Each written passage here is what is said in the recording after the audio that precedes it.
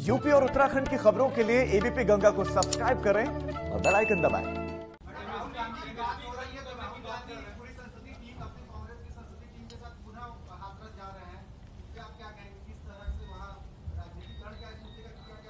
मुझे ऐसा लगता है कि एक स्वतंत्र देश में स्वतंत्र जनता ने कांग्रेस के हथकंडों को भलीभांति समझा है और इसीलिए एक ऐतिहासिक जीत साल 2019 में भारतीय जनता पार्टी के लिए सुनिश्चित की है। कोई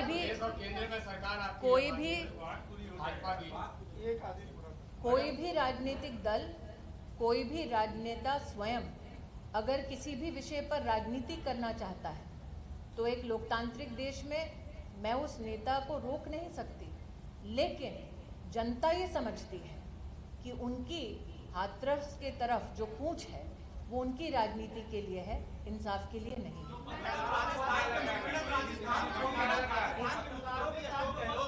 एक सेकंड भैया, हाँ जी भाई साहब, एक सेकंड भैया। मुख्यमंत्री अशोक गहलोत का कहना है कि भाजपा जो हाथरस घटना से वहाँ की तुलना कर रही है वो गलत है। वहाँ राजस्थान में लड़कियां अपनी मर्जी से गई थी, और चाहे तो विपक्ष आके यहाँ पर विपक्ष की भूमिका अदा कर सकता है। किसी भी व्यक्ति के लिए, भले ही वो संवैधानिक पद पर हो या ना हो, इस बात की टिप्पणी करना कि जिस पीड़िता का बलात्कार होता है वो अपनी मर्जी से गई है, इससे बड़ी निंदा की बात कोई नहीं हो सकती। मैं महिला मंत्री के साथ साथ उस विभाग की मंत्री हूं जिसके अंतर्गत महिला आयोग आता है। महिला आयोग वर्तमान में 1300 एक्टिव केसेस को परस्यू कर रही है पूरे देश में। राजस्थान के मुख्यमंत्री का अशोभनीय बयान मैंने भी देखा और मैं आशावादी हूं कि कभी ना कभी, चाहे वो राहुल जी हो या श्रीमती वाड्रा, वो एक फोन राजस्थान के मुख्यमंत्री को भी करेंगे।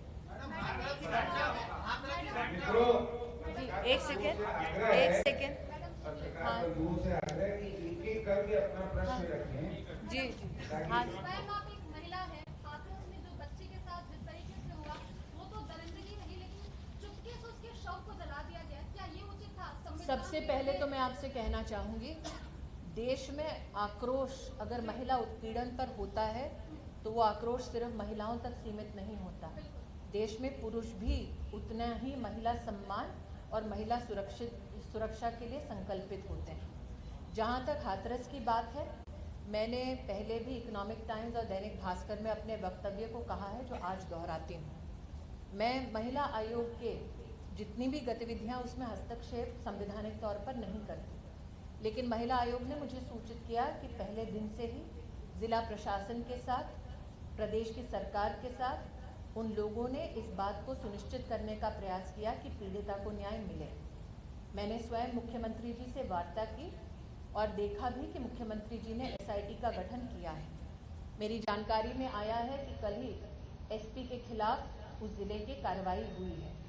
मेरा ये मानना है कि एसआईटी की रिपोर्ट आने के बाद आधिकारिक स्तर पर योगी जी उन सभी लोगों के खिलाफ कार्रवाई करेंगे जिन लोगों ने हस्तक्षेप किया अथवा जिनकी वजह से पीड़िता को संपूर्ण न्याय ना मिले, इस प्रकार की साजिश रची गई। एक सवाल बस, और दूसरा सवाल ये है कि लगातार रेप केसेस बढ़ते जा रहे हैं, सरकार इस पर और क्या कर रही है? दूसरा चीज, वहाँ मीडिया को जाने से प्रतिबंधित क्यों किया जा रहा है? मैंने आज जो चैनल देखा यहाँ आने से पहले, उसके अंतर्गत ये मुझे आभास हुआ है कि वहाँ पर मीडिया भी उपस्थित है, लेकिन साथ ही मेरा ये मानना है कि अगर आप सरकारी आंकड़ों की मुझसे अपेक्षा करते हैं तो 2-3 विषय आपकी अनुमति से आपके सम्मुख रखना चाहूँगी। निर्भया फंड का गठन हुआ था साल 2013 में, लेकिन तब की सरकार में एक भी रुपया प्रदेश सरकारों तक पहुंचाया नहीं गया महिला सुरक्षा की दृष्टि से।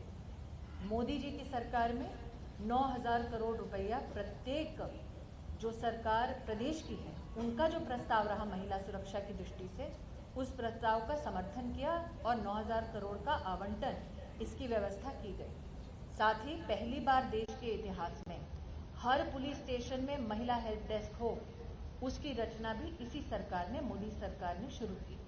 हर जिले में एंटी ट्रैफिकिंग यूनिट स्थापित हो, उसकी रचना भी मोदी सरकार ने की। आपको एक आंकड़ा और दे देती हूँ, 2015 से महिला हेल्पलाइन जो शुरू की गई, अब तक 55 लाख से ज्यादा महिलाओं को देश में उस महिला हेल्पलाइन के अंतर्गत सहायता पहुंचाई गई। 2017 में वन स्टॉप क्राइसिस सेंटर देश के हर जिले में स्थापित करने का काम हमने शुरू किया। आज हर जिले में वन स्टॉप क्राइसिस सेंटर चल रहा है। ये इससे पहले कभी नहीं किया गया, लेकिन जनता निश्चित रूप से व्याकुल मन से पूछना चाहेगी कि क्या आज भी हमें दरकार है कि हम निरंतर प्रयत्नशील रहें कि महिलाएं, बच्चियां, बच्चे हमारे देश के सुरक्षित रहें। तो निश्चित रूप से ये प्रतिबद्धता न सिर्फ सरकार की है, बल्कि ये संकल्प समाज का भी है। मैडम, एसआईटी पर भी सवाल खड़े हो रहे हैं कि वहाँ के परिवार वाले खुद के सामने आए हैं कि स्थानीय प्रशासन और एसआईटी मिलकर कहीं न कहीं जो जांच हो रही है उसको गलत रूप में ले जा रही है, और इसके अलावा वो नार्को टेस्ट भी नहीं कराना चाह रहे हैं, जो अभी तुरंत की बात उनके परिवार वालों ने की है। मैं इतना ही कहूँगी,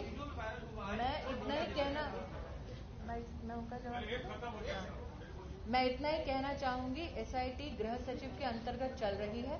भारत सरकार के प्रतिनिधि होने के नाते मेरा विश्वास है कि एक स्वतंत्र मीडिया के चलते सच कभी छुपता नहीं है, और निश्चित रूप से योगी जी की जो कार्यशैली रही है वो कड़े से कड़े कदम कानून व्यवस्था को बना के रखने में और महिलाओं को सुरक्षित रखने में निश्चित रूप से लेंगे, ये मेरा विश्वास है।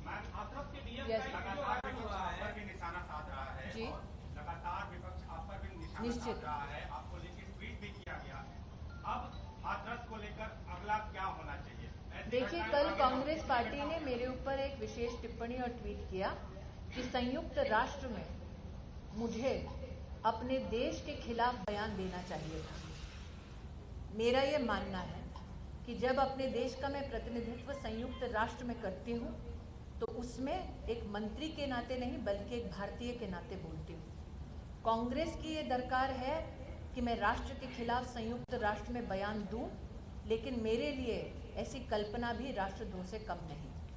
जहां तक विपक्ष का मुझ पर बार बार निशाना साधना है, ये विपक्ष की अपनी जिम्मेदारी है, अपनी मर्यादा है। और जब अमेठी में मैंने कूच की थी तभी मुझे पता था कि जीवन भर मैं उनके निशाने पे रहूंगी, मुझे कोई आपत्ति नहीं है। हाथरस को लेकर आगे क्या? पिछली जो चीजें हैं वो तो हैं, अब ऐसी घटनाएं और ना हो, क्या और भी कड़े कानून की जरूरत है? कुछ मोदी सरकार ने बच्चियों के साथ गैंगरेप की सजा को सजाए मौत करार दिलवाया। आप सब इसके साक्षी हैं। मोदी सरकार ने पॉक्सो के रूल्स को लेकर भी चाइल्ड पोर्नोग्राफी के संदर्भ में विशेष कानूनी व्यवस्थाएं खड़ी की। मैं इतना मानती हूं कि सरकार की ओर से चाहे वो बजट का आवंटन हो, चाहे वो कानून व्यवस्था में संसद में कानून पारित करने की बात हो, मोदी सरकार इन सारे विषयों में एक कदम पीछे नहीं बल्कि 2 कदम आगे चल के काम करती है। मेरा ये विश्वास है कि एक स्वतंत्र देश में संविधान की मर्यादा में हम सब अपने दायित्वों का निर्वाह करके महिला हो, बच्ची हो या बच्चा हो, उनकी सुरक्षा को सुनिश्चित करने के लिए हमेशा प्रयत्नशील रहेंगे। मैं आज भी कह रही हूँ कि संवैधानिक पद पर रहकर मैंने न राजस्थान पर टिप्पणी की, न बंगाल में एक्टिव केसेस पे टिप्पणी की, ना ही किसी और प्रदेश के उस पर टिप्पणी की, लेकिन मुख्यमंत्री योगी आदित्यनाथ जी से निश्चित रूप से चर्चा की है और आश्वासन पाया है कि पूर्णतः न्याय होगा।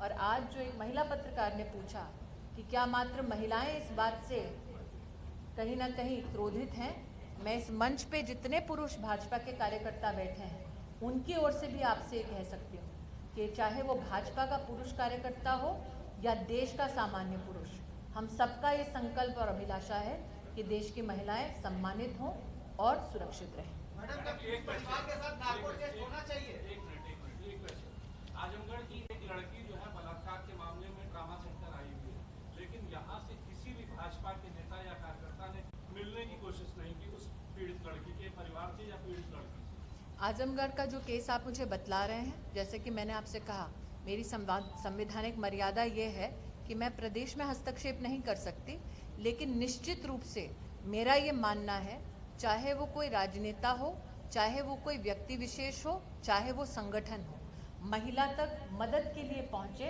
राजनीति के लिए ना पहुंचे। मैडम, एक सवाल यह है कि निर्भया कांड में पैसे के आवंटन की बात आपने की, 9,000 करोड़ रुपया लगभग सभी प्रदेशों में, लेकिन अभी तक उसका पैसा कहीं खर्च नहीं हुआ, कहीं प्रदेश की सरकारें, एक बार भारत सरकार जब पैसा सुनिश्चित कराती है तो किस प्रकार से खर्चा करती है वो प्रदेश की सरकार का अधिकार है।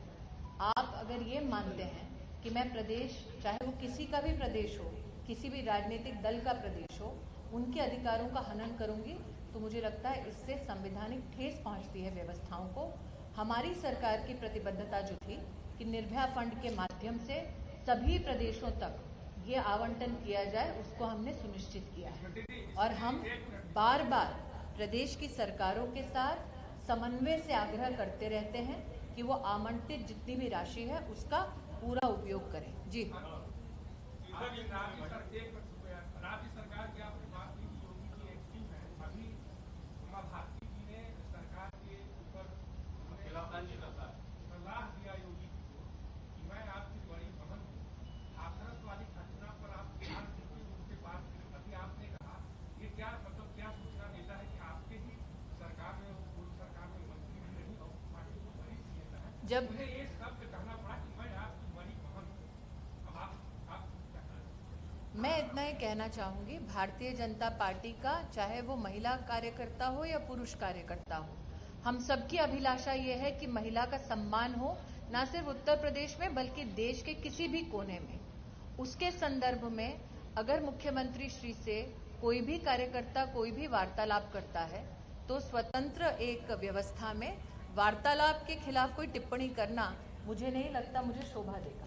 मंत्री जी, मेरे एक सवाल का जवाब नहीं मिला कि आप सवाल करेंगे तो जवाब दूंगी भाई साहब। हाँ जी, हाथरस के डीएम ने पीड़िता के परिवार वालों को समझाया का मीडिया तो आज है कल नहीं रहेगी, हम तो रहेंगे, तो उस डीएम के खिलाफ क्या कार्रवाई की? आप कुछ नहीं बोला? क्योंकि प्रशासनिक अधिकार योगी जी का है कार्रवाई करने का।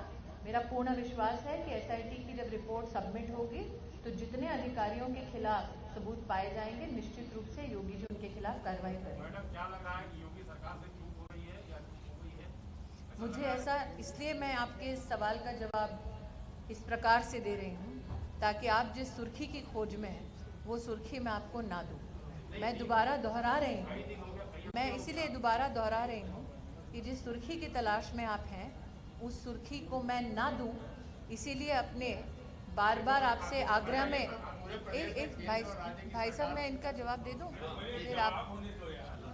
मेरा आपसे आग्रह है कि मेरे वक्तव्य को मैं दोबारा दोहराती हूँ ताकि आप दोबारा नोट कर लें। महिला आयोग ने पहले दिन से प्रदेश और जिला प्रशासन के साथ संपर्क करके पीड़िता को न्याय सुनिश्चित हो इसका पूरा काम किया है। दूसरा, मैंने स्वयं योगी जी से वार्ता करके उनसे आश्वासन पाया है कि पीड़िता के प्रति न्याय भी होगा और जो इस विषय में पीड़िता को न्याय से वंचित रखने का दुस्साहस कर रहे हैं उनके खिलाफ भी योगी जी कार्रवाई करेंगे। मैं उनके इस आश्वासन से आश्वस्त हूँ। पार्टी की सरकार है मैडम, उत्तर प्रदेश में पूरी तरह से कानून व्यवस्था चरमरा गई, इस संबंध में जानना चाहते हैं। साहब ने कहा कि योगी जी काफी सशक्त हैं, लेकिन उस पर केंद्र सरकार क्या निर्णय लेना लिया है? इस समय बलात्कार, हत्या पूरे प्रदेश में एकदम चरमराई हुई कानून व्यवस्था। आज आप सबके सम्मुख आने से पहले सपा की कुछ बहनें आई थी, उन्होंने मेरे साथ बैठ के वार्ता की और शायद ही ये कभी हुआ होगा कि दो राजनीतिक दल की महिलाएं एक साथ बैठकर संकल्प लें कि महिलाओं के प्रति न्याय हो। मैं जिस लोकसभा क्षेत्र से आती हूँ वहाँ पर भी एक विख्यात सपा के नेता के खिलाफ रेप का केस चल रहा है। मेरा इतना मानना है अपनी संवैधानिक पद पर रहकर कि जो हमारा जुडिशियल तंत्र है उस पे आप विश्वास बनाकर रखें, एविडेंस के आधार पर निश्चित रूप से कार्रवाई होगी, ये जुडिशरी भी सुनिश्चित करेगा। नागपुर टेस्ट पीड़ित परिवार का किए जाने की बात हो रही है, लेकिन नागपुर टेस्ट के लिए पीड़ित परिवार मना कर रहा है, वो नहीं कराना चाह रहा है। ये विषय मेरी परिधि में नहीं है, ना ही मैं पीड़ित परिवार की ओर से बोलने का उनसे आदेश पा सकती हूँ। तो जब मुझे अधिकृत रूप से पीड़ित परिवार ने उनकी तरफ से कुछ बोलने का कहीं भी कोई कागज दिया नहीं है, तो पीड़ित परिवार से की ओर से बोलने के लिए आप मुझे ना कहें, उनका अधिकार है, वो अपनी ओर से जो भी वक्तव्य देना चाहे वो दे सकते हैं।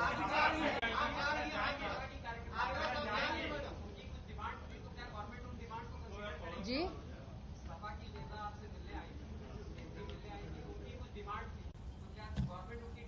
मुझसे जो चर्चा की, जिसको आज मैं यहाँ पर बता सकती हूँ, उनकी चर्चाओं में दो विषय आए। एक कि हर महिला का सम्मान हो, जिसमें कोई दो राय नहीं है। दूसरा, उनकी कोई सचिव थी, उन्होंने कहा कि ट्विटर पर और कई विख्यात रिपोर्टर्स पीड़िता का नाम ले रहे हैं बार बार, जो कानून का उल्लंघन है। उन्होंने मुझसे कहा कि आप आईएनबी मिनिस्ट्री से और जो डिपार्टमेंट है इंफॉर्मेशन टेक्नोलॉजी का, उनसे चर्चा करें ताकि पीड़िता का नाम प्रेस के माध्यम से बाहर ना आए। मैंने सपा की उस कार्यकर्ता को आश्वस्त किया कि मैं निश्चित रूप से आईएनबी के अधिकारी और मेटी के अधिकारियों से उनके इस विषय को लूंगी और स्वयं इस विषय पर कार्रवाई हो, ऐसा सुनिश्चित करूंगी। मैडम आप हाथरस जाएंगी क्या? आप खुद हाथरस जाएंगी? ये उत्सुकता है लोगों में। जी मैं जानती हूँ। मेरा ये आपसे आग्रह है, आपके लिए पीड़िता हेडलाइन होगी, उस बेटी का सम्मान करें। टीआरपी की कहीं ना कहीं प्रतिद्वंदी रहते हैं आपके, लेकिन उस बेटी का सम्मान करें। मैं आज यही आग्रह कर सकती हूँ। उसके साथ जो घटा, उस पर अपनी टीआरपी की रोटी ना सेकेंगे तो उस लड़की के साथ न्याय होगा, तब उसका सम्मान होगा। समाचार की योगी सरकार के इतने घंटे मीडिया को परिजनों से दूर रखा, अब छोड़ा क्यों? देखिए, मेरा इतना मानना है कि जब जिले के अधिकारी कोई निर्णय लेते हैं प्रशासनिक, तो उसके ऊपर केंद्रीय मंत्री का टिप्पणी करना, क्योंकि मैं नहीं जानती हूँ जिला अधिकारी को। मेरा इतना कहना है कि आज इस वक्तव्य से पहले जब मैं आई और मैंने चैनल देखा, तो वहाँ पर रिपोर्टर उपस्थित थे।